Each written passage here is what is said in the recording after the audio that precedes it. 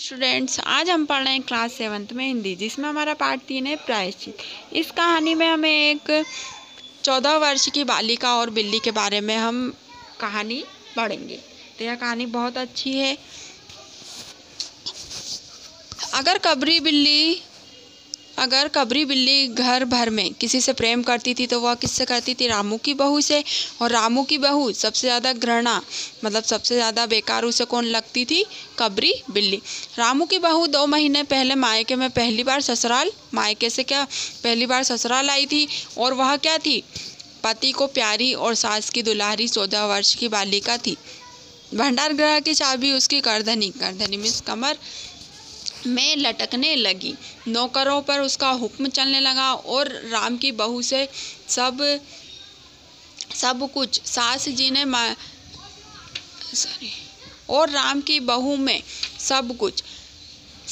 ने माला ली और पूजा पाठ में लग गई। लेकिन बहू ठहरी 14 वर्ष की बालिका। कभी भंडार घर खुला है तो कभी भंडार घर में बैठे बैठे सो गई। कभी खुला रहता और कभी वह सो भी जाती है। कबरी बिल्ली को मौका मिला, घी दूध पर जुट गई। रामू की बहू की जान आफत में और कबरी बिल्ली के छक्के पंजे।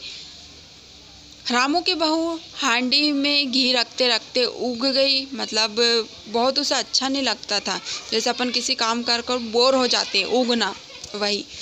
और बचा हुआ घी कबरी के पेट में। रामू की बहू दूध ढककर मिश्रानी को जींस देने गई और दूध नाराज। अगर बात यहीं तक रह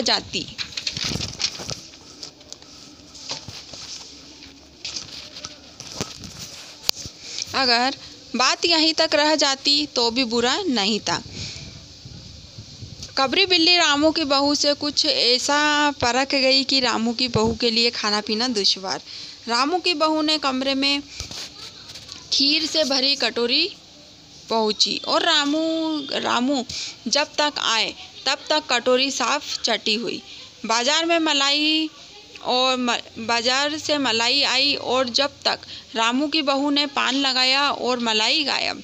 रामू की बहू ने तय कर लिया कि या तो वही घर में रहेगी या कबरी बिल्ली ही। मोर्चाबंदी हो गई और दोनों सतर्क।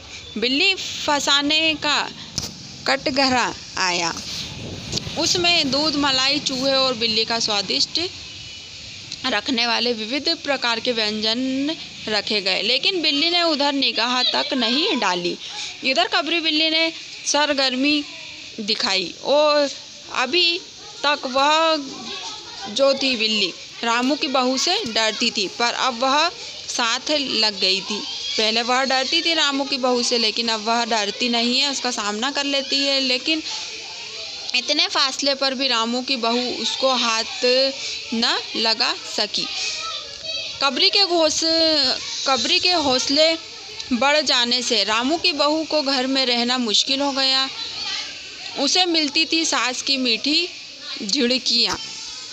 मतलब इतना सब काम हो जाता था और बिल्ली उसका सब सामान खा लेती थी, तो क्या होता था, उसकी सास क्या करती थी, उसे बहुत कुछ सुनाती थी। और पतिदेव को मिलता था रूखा सूखा भोजन, और पतिदेव को वह भोजन भी ठीक से नहीं दे पाती थी। एक दिन रामू की बहू ने रामू के लिए खीर बनाई। पिस्ता, बादाम, मखाने और तरह तरह के मेवे से ओटाए गए। सोने का वर्क चिपकाया गया और खीर से भरकर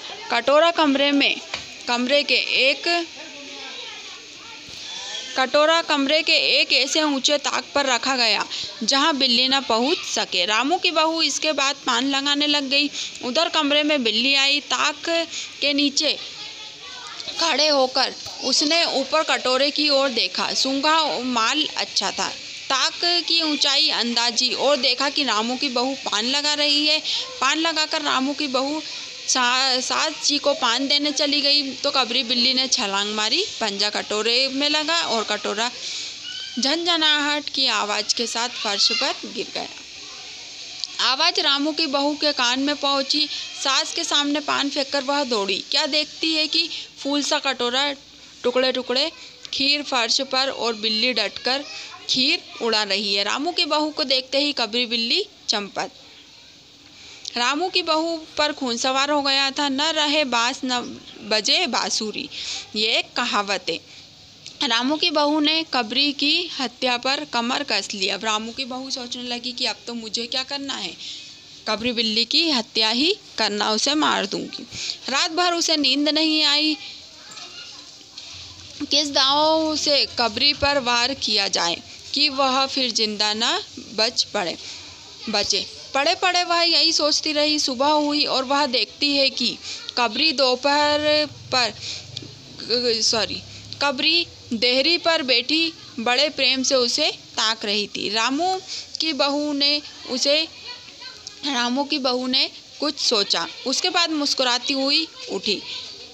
कबरी रामू की बहू के उठते ही खिसक गई। रामू की बहू एक कटोरा दूध दरवाजे पर देहरी पर रखकर चली गई। हाथ में पाटा लेकर वह लौटी। देखते ही कबरी दूध पर जुटी हुई थी। मौका हाथ में आ गया था। सारा बल लगाकर उसने अपनी जितनी भी ताकत थी तो उस ताकत से क्या किया था, बिल्ली पर पटक दिया था। तो कबरी हिली न डुली न चीखी न चिल्लाई, बस एकदम निश्चेष्ट, मतलब बिल्कुल चुपचाप क्या हुई, फर्श पर लेट गई या पड़ गई। आवाज जो हुई तो महरी झाड़ू छोड़कर, मिश्रानी रसोई छोड़कर और सास पूजा छोड़कर घटना स्थल पर उपस्थित हो गई। जब पटा फेंका तो आवाज हुई, तो पटिया फेंकने पे आवाज होने से सब लोग वहीं पे उपस्थित हो गए जहाँ पे बिल्ली लेटी हुई थी। अब रामू की बहू सर झुकाए हुई अपराधिनी मतलब उसने अपराध किया था कि भांति बातें सुन रही थी। मिश्रानी बोली, माँ जी, बिल्ली की हत्या और आदमी की हत्या क्या है, एक ही बराबर है। हम तो रसोई ना बनवाएंगे जब तक हत्या बहू के सिर पर रहेगी। जब तक बहू के सिर पर क्या रहेगी, हत्या रहेगी, वह प्रायश्चित नहीं कर लेगी, जब तक हम क्या करेंगे, उससे खाना नहीं बनवाएंगे। सास बोली, हाँ ठीक है। तो अब जब तक बहू के सिर से हत्या ना उतर जाए, जब तक ना कोई पानी पी सकता है ना खाना खा सकता है। बहू यह क्या कर डाला। महरी ने कहा, फिर क्या हो, कहो तो पंडित जी को बुला लाऊं। सास ने जान में जान आई, अरे हाँ, जल्दी दौड़कर पंडित जी को बुला ला। बिल्ली की हत्या की खबर बिजली की तरह पास पड़ोस में फैल गई। पड़ोस की औरतें जो थी वह रामू के घर में तांता बंद गया, मतलब पड़ोस की औरतें थी वह सब क्या तांता बन गया। तो रामू के घर वह आ गई थी और वहाँ पे भीड़ लग गई थी। तो तांता बनने के बाद चारों तरफ से प्रश्नों की बौछार। जब कॉलोनी की औरतें आ गई थी तो उन लोगों ने आते से क्या किया था, वह जो रामू की बहू से सवाल जवाब करने लगी थी तो उनके ऊपर बौछार होने लगी थी कि बहुत सारे सवाल उन पे आ रहे थे। तो सभी सवाल कर रहे थे कि तुमने क्यों मारा, क्यों ऐसा किया। तो वह रामू की बहू क्या थी, सिर झुकाए बैठी हुई थी। पंडित जी परम सुख को जब यह खबर मिली, उस समय वे पूजा कर रहे थे। खबर मिलते ही वे उठ खड़े हुए। पंडिताई से मुस्कुराते हुए बोले, भोजन न बनाना, लाला घासीराम की पतोहू मतलब पोते की पत्नी ने बिल्ली मार डाली है, प्रायश्चित होगा, पकवानों पर हाथ लगेगा। पंडित परम सुख चौबे छोटे से मोटे से आदमी थे, लंबाई 4 फीट 10 इंच और तोंद का घेरा 58 इंच, चेहरा गोल मटोल और बड़ी बड़ी मूछें, रंग गोरा,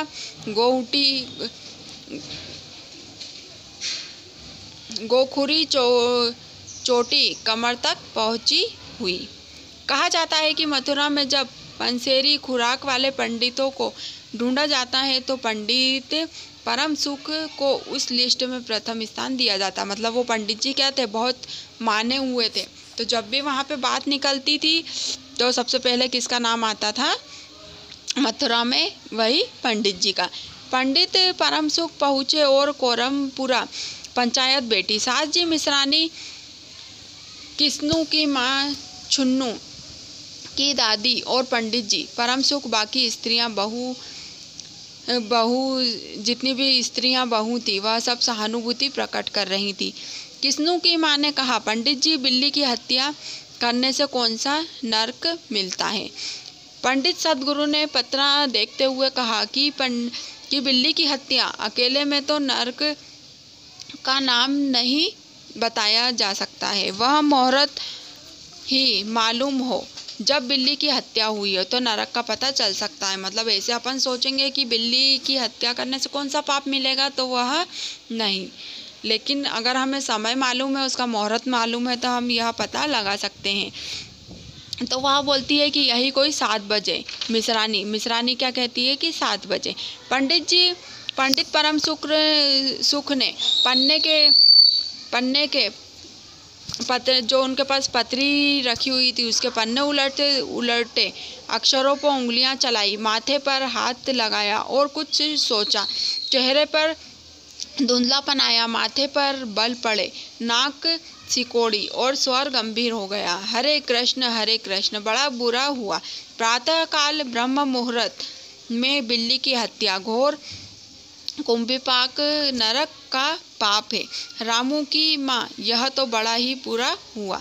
रामू की माँ की आंखों में आंसू आ गए और वह फिर पंडित जी से कहने लगी कि अब क्या होगा, आप बतलाएं।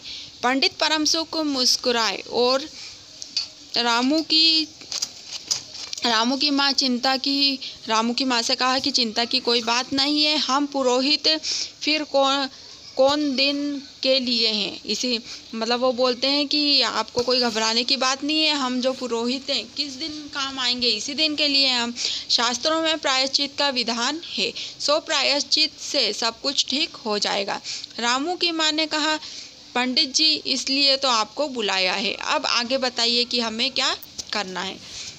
तो इसमें रामू की बहू बिल्ली मार देती है, तो सारी स्त्रियां उनसे सवाल जवाब करती है और इसी कारण से वह प्रायश्चित करने के लिए किसे बुलाती है, पंडित जी को बुलाते हैं। तो अगला चैप्टर हम नेक्स्ट पार्ट में पढ़ेंगे कि पंडित जी क्या प्रायश्चित करने के लिए उनके कौन कौन से विधान है। इतना अब जो अपन पढ़ चुके हैं, तो इतना चैप्टर आप घर पे पढ़िए और रीड करिए। अब हम पढ़ेंगे नेक्स्ट पार्ट में आगे का।